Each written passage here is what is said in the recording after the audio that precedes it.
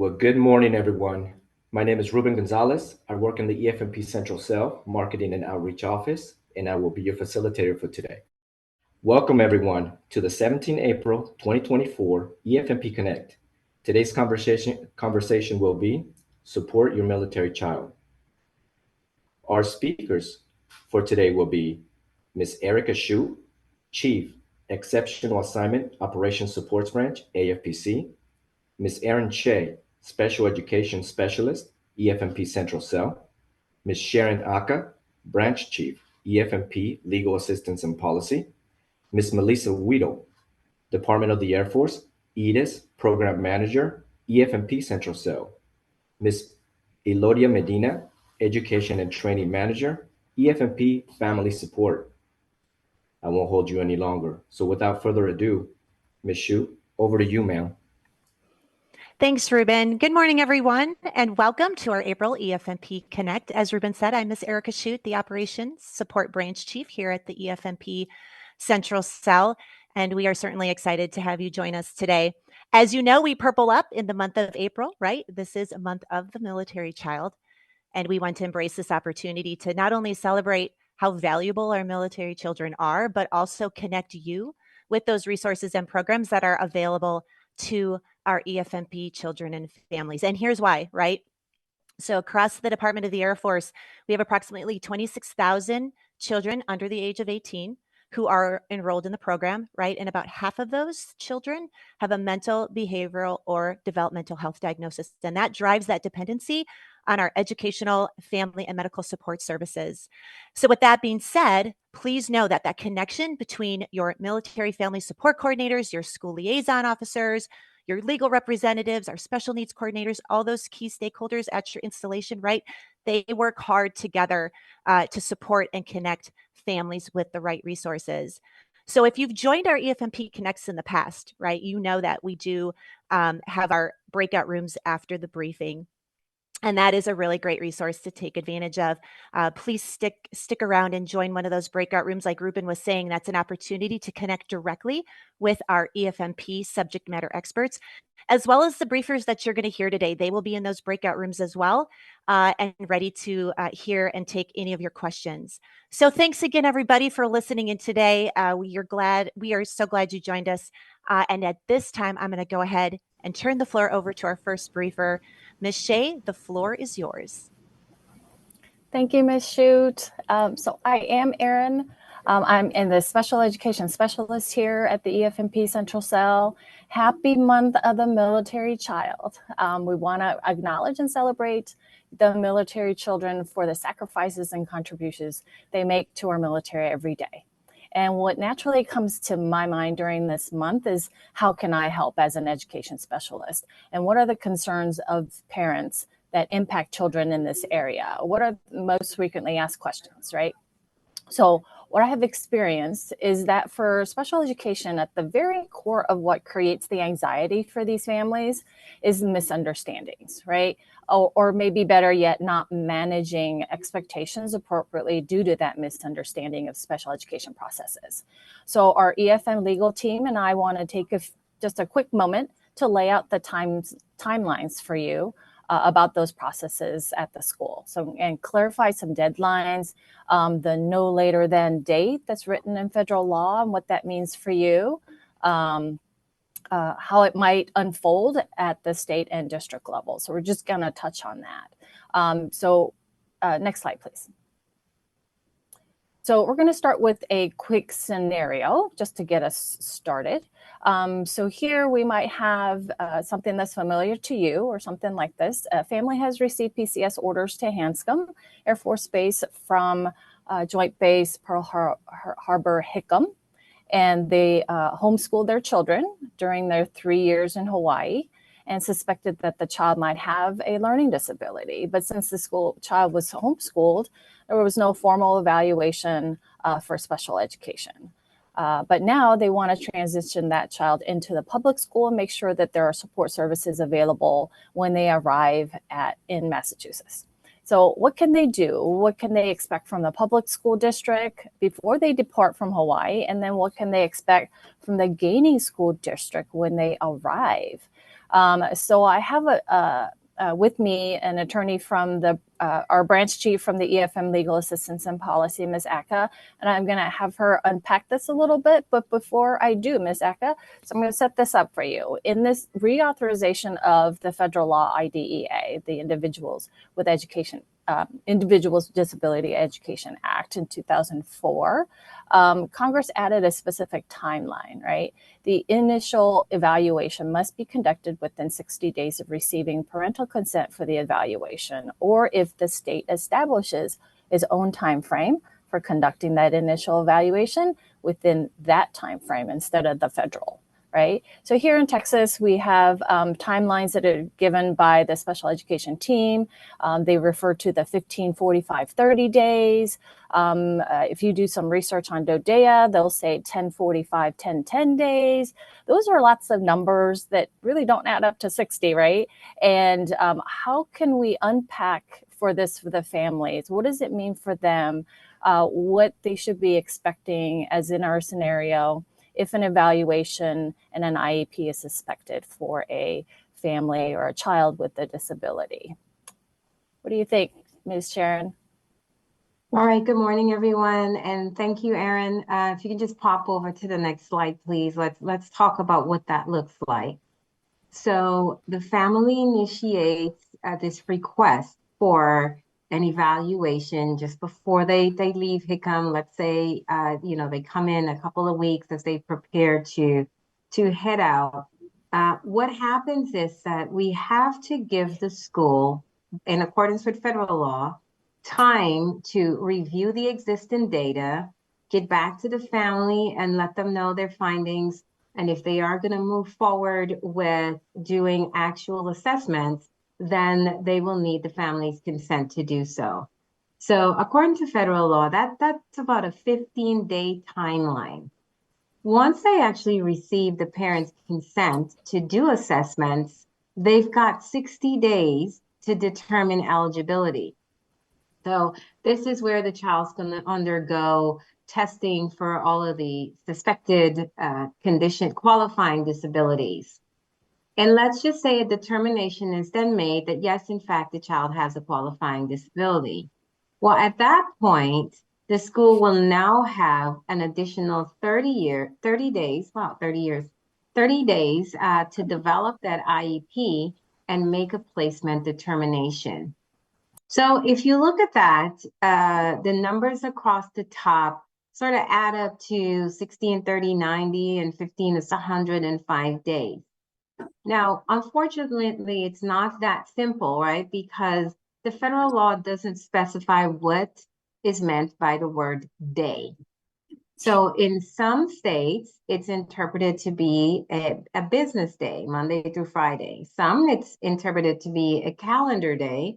And some use the term school day.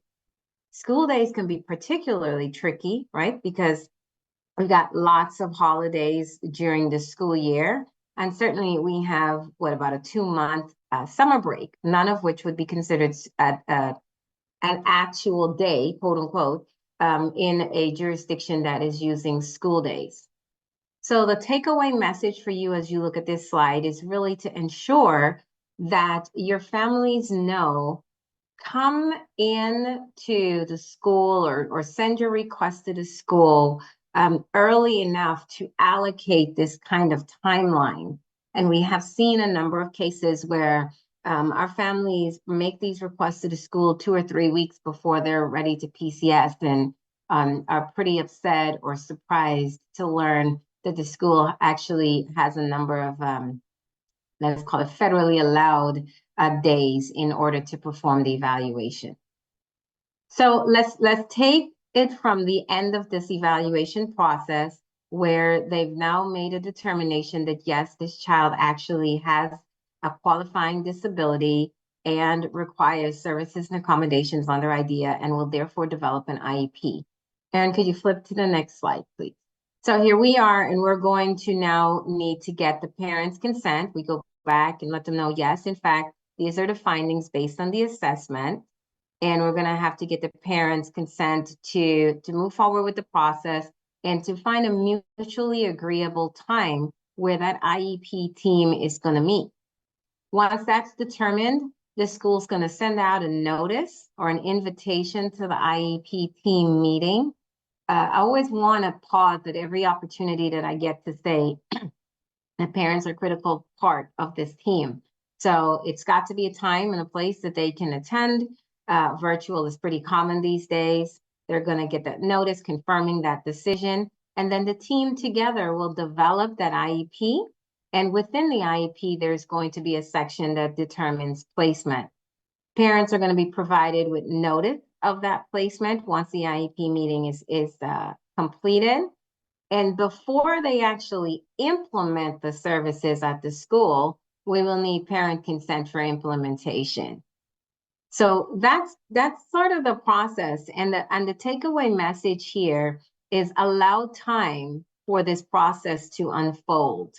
Once we actually have an IEP in place and the student is receiving services, there will be periodic reviews and the IEP can be revised as appropriate. Oftentimes we get questions about how often that can be. It needs to be reviewed at least annually, but that doesn't mean that a parent has to wait until the end of the year in order to request an IEP review if they feel that there's a change that is necessary. Reevaluations of the child's condition should occur every 3 years. All right, let's go to the next slide, please. So along this process, there may be some disagreements with the school and the family. And we want to resolve those disagreements at the lowest common denominator, if you will. And certainly our school liaisons do an amazing job of working to facilitate understandings and agreements with the school.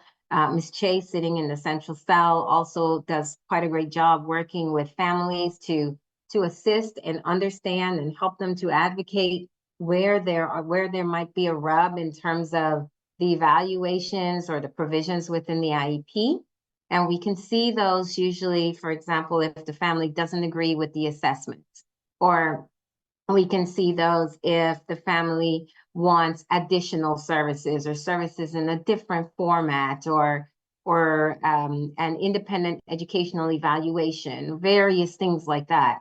But if we're unable to get resolution, then it may be worth considering speaking to your installation legal assistance counsel.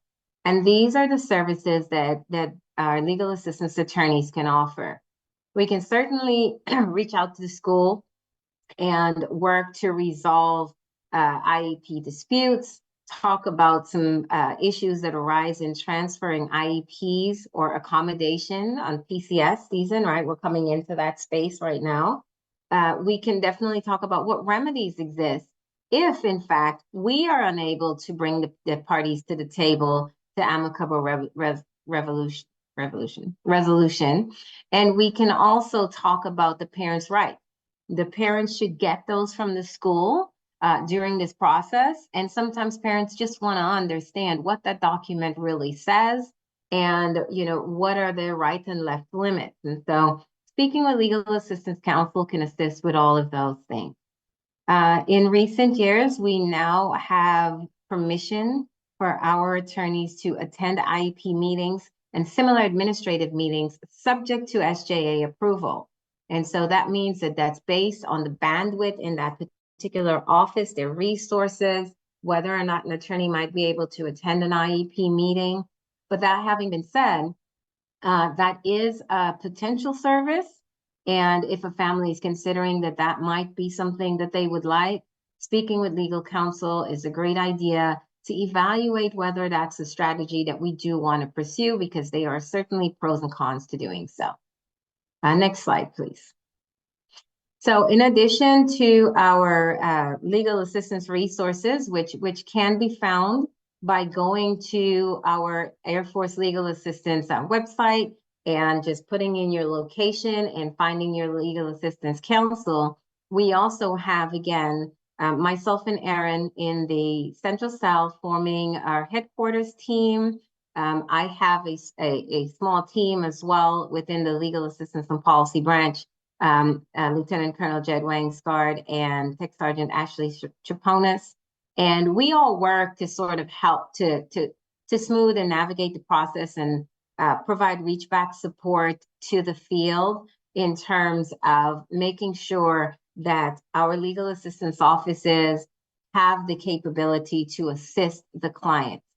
And so it's okay to have someone contact the central cell if they're not getting the assistance that they need at the installation, or if they're being told that those capabilities don't exist, or some other issue that we may be able to intervene with and assist in getting that resolved. On here as well, we do have the locator for our partners, the school liaisons and family support. This is a real multifaceted approach to special education, and all of these components work together to bring resolution. And on that family vector, we're building out a number of resources. I'd particularly like to call your attention to the Legal Assistance Video Library. There's a wealth of information that is there. It's small, it's little pieces. There's 5-minute videos on average that provide a lot of information on special education and the special education process. Again, I put a plug when all else fails. We are here to serve you, so please don't hesitate to reach out to the central cell if you're failing to receive assistance at your installation, or just in general if there are any questions. Next slide, please. And at this point, I will turn this back over to Ms. Che and Ms. Weedle to continue along with the presentation. Thanks, Ms. Eka. She really laid out the foundations for that timeline, going from evaluations to developing an IEP. But I do want to mention that timeline we discussed is 3 years old and above, right? Up to 21 years old. So if you have a little one who is currently receiving early intervention services through a publicly funded program via an IFSP, or an individual family support plan, then your child might be getting closer to 3 years old. So it's also important to know there's a timeline for that transition process from IFSP to an IEP, a preschool IEP. So a child must exit out of the IFSP, that early intervention services, by no later than his or her 3rd birthday. So if they require additional support beyond that 2 years old, when they get to 3, then they'll need to request an initial evaluation, just like the other scenario we talked about. And you can tell if you did the quick math that it can be more than 100 days. It can be less than that, but it could be more than that. So you do want to start early for this transition as well, from 2 to 3 years old. And that means your child must initiate that. You must initiate that transition from early intervention program to an individualized education program. And so we're going to backtrack a little bit, and that puts you at about 6 to 9 months before that child turns 3, no later than 3 months before. So 2 years and 9 months, right? Just like our IEP referral process. Either you or your team can initiate that discussion with your team, and you'll need to give the IFSP team permission to share that information with the early childhood education or the preschool team. Then your team will complete an evaluation and determine the eligibility. All right, so it's not an automatic that if you have a 2-year-old who has an IFSP, they will be getting an IEP. They have to qualify again for that service.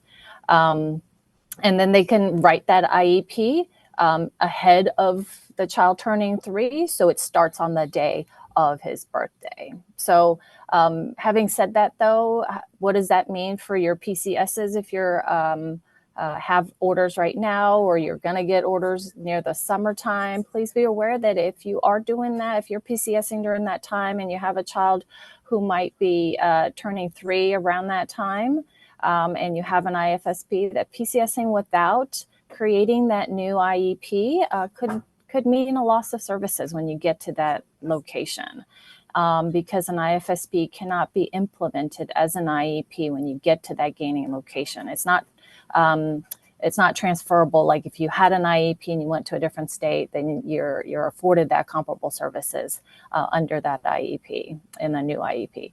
So here to talk more about early intervention, developmental delay support, and resources, we have Miss Melissa Weedle, and the floor is yours. Thank you, Erin.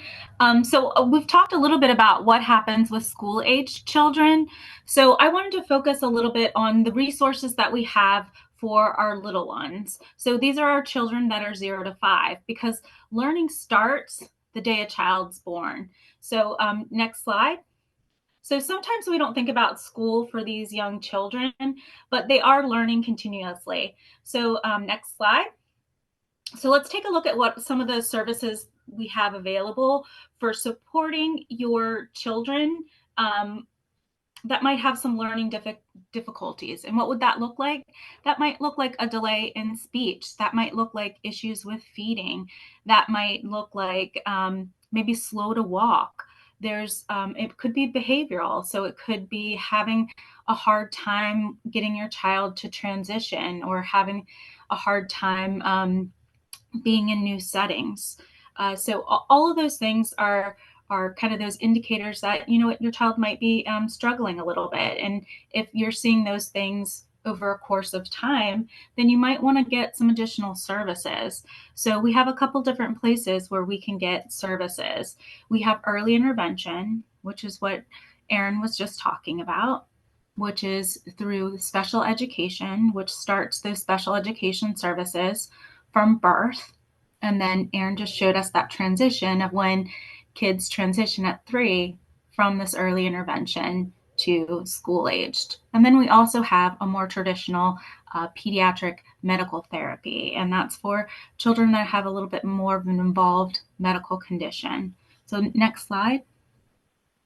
So I wanted to highlight a little bit what the differences is and what services are offered by each of these different programs, because we have a couple different supports here that we can turn to. So the first one is early intervention. And early intervention services, these services as a parent, you can access these yourself. If you're a professional within like another agency, you can recommend this service to the family and have the family call. And we see agencies sometimes doing these calls in partnership with the family. So maybe they're sitting right there with the parent to help coach them along to get that call and that initial referral going.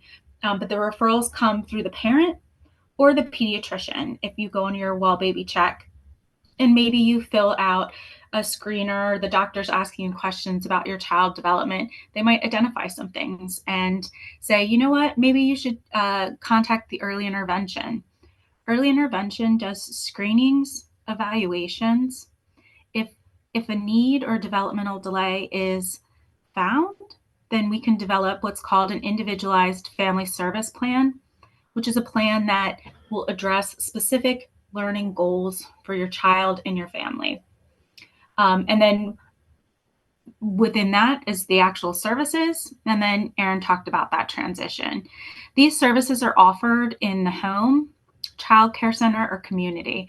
Wherever your child typically is, early intervention services differ from school age because, right, the kids aren't in school, they're in the home. So typically our services are in the home, but we can also have them to any other setting where your child typically spends their day. And these are free services. So there's early intervention programs at some military locations on the installation. And then there are also early intervention services within all 50 states. So I put a link down there so you can find more information and also get a direct resource for finding where it is in your state.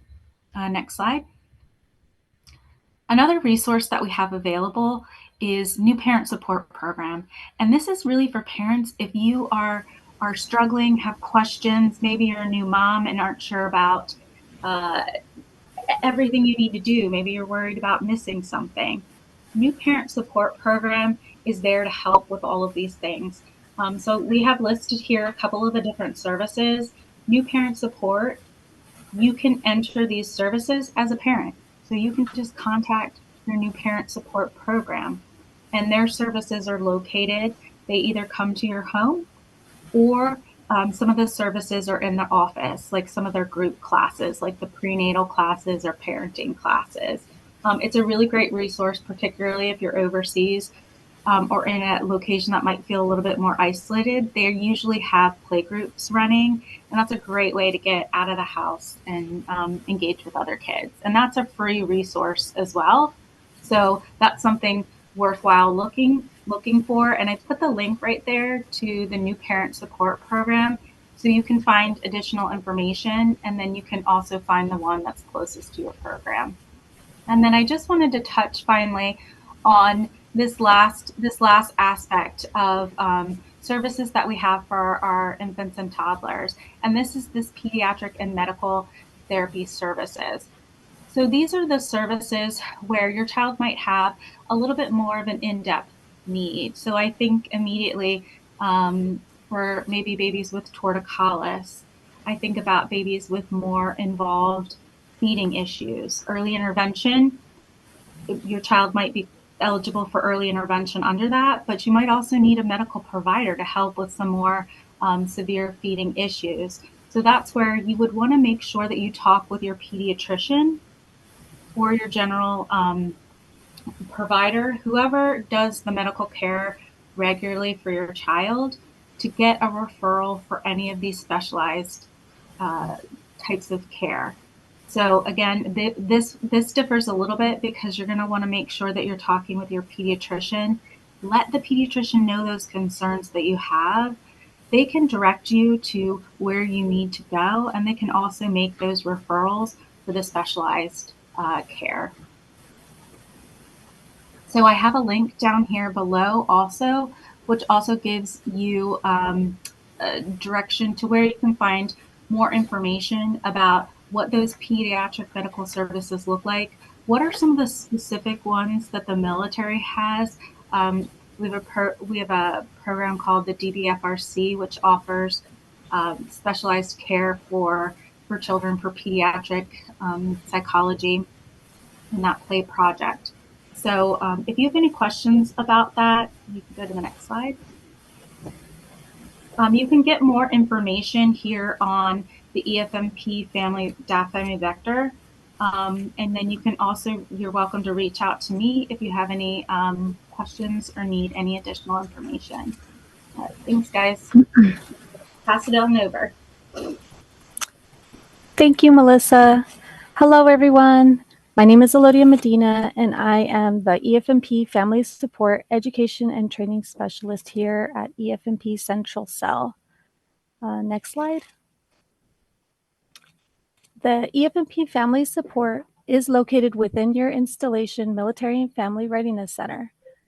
We do have family support coordinators as well as family support navigators serving EFMP families around the Air Force as well as the Space Force.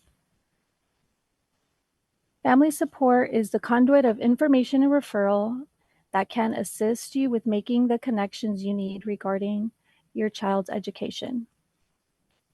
They work closely with your installation school liaison program manager, your installation attorneys, and other special education resources.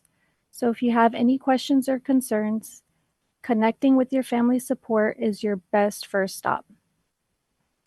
In addition, family support can connect you to appropriate agencies and help bridge the gap in efforts to any services that you may need. I encourage you to reach out to your Military and Family Readiness Center and connect with your military and family support. If you do need assistance with finding your Military and Family Readiness Center, you can please reach out to me. Our workflow box is at the bottom of the slide. So thank you so much for joining us today. I look forward to hearing from you. Ruben, over to you. Thank you, Ms. Medina, and to all the speakers out there, thank you very much.